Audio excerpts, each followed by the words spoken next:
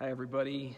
I'm coming to you on our Valley Creek campus from the Genesis room, and I'm actually sitting right over the spot where I was baptized as a disciple of Jesus more than 43 years ago now. This space has a special place in my heart, and I know that's true for all of our campuses and the buildings in which we gather, those sacred spaces where we encounter Jesus by the Holy Spirit as we're led into the presence of the Father. And there's been a lot happening these last couple of days with Governor Walz's announcement yesterday. And no doubt by now you're aware that the Minnesota South District of the Lutheran Church Missouri Synod, the denomination of which we are a part of, shot off a letter to President Walz outlining concerns and even brought forth the possibility of a lawsuit. And really at the heart of it is this idea that if casinos can gather together, people can go to bars and restaurants, then we should have the right to gather in person in our churches. And so that's where the heart of it's coming from. I was not aware that our district was going to do that. That's not something that our local pastors were made aware of in the process. And I was in on a press conference today and some other briefings, and the hope, I guess, from them is that no lawsuit will ever have to happen, but that they can get the attention of the governor. And so the big question is, what does this mean for us at Woodbury Lutheran Church? I wrote a long email. It's there in front of you now.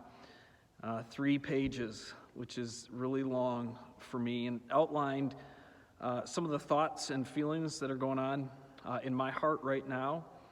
My desire to lead us well during this time, to be open to the Holy Spirit, guiding and directing.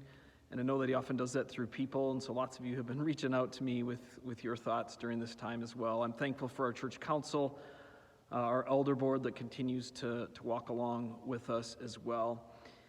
And so I outline in there some of the things that we'll be doing going forward. We're not going to gather in person the next couple of weekends, and then on June 6th, or 7th and 8th, 6th and 7th, whatever that date is, we're going to do some parking lot worship, still working on details on that, and begin the process of trying to do this well and safely. But one thing I want to say really clearly is that over these past 3 months, ministry has not stopped.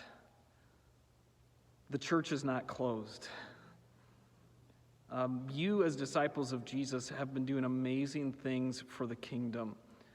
Church is about far more than an hour on a weekend where we gather together. That's a big part of it, but it's not the only part of it.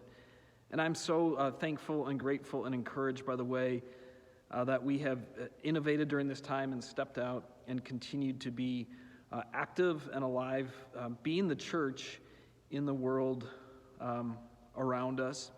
We know that when we do get back together in person, it's going to be different, and so let's set some expectations. You can see in my letter I outlined some of the steps that we would need to take, and that's going to change the experience.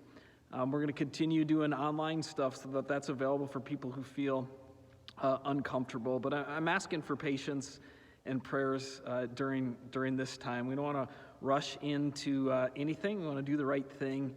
We want to honor God, and we want to continue to be a good witness to our neighbors around us. So next Tuesday at 7 p.m., I'll be coming live online with some other leaders as well, just to give some more specifics about direction of where we're headed, give you a little state of the church update, and then take questions. And it's not going to be a time where we're going to be filtering out questions. I'm happy to answer any and every question that you might have. So let's make it through this Memorial Day weekend. We're grateful for those who have served for our freedoms. Let's gather together online this weekend and be blessed by worship as we celebrate the ascension of Jesus. And then let's gather next Tuesday. And during these next few days, let's be praying that the Spirit would continue to be leading us as we seek to follow Jesus. This is becoming as long as my letter. I love you, Woodbury Lutheran Church. Grateful to follow Jesus with you and look forward to great days ahead. Love you. Bye-bye.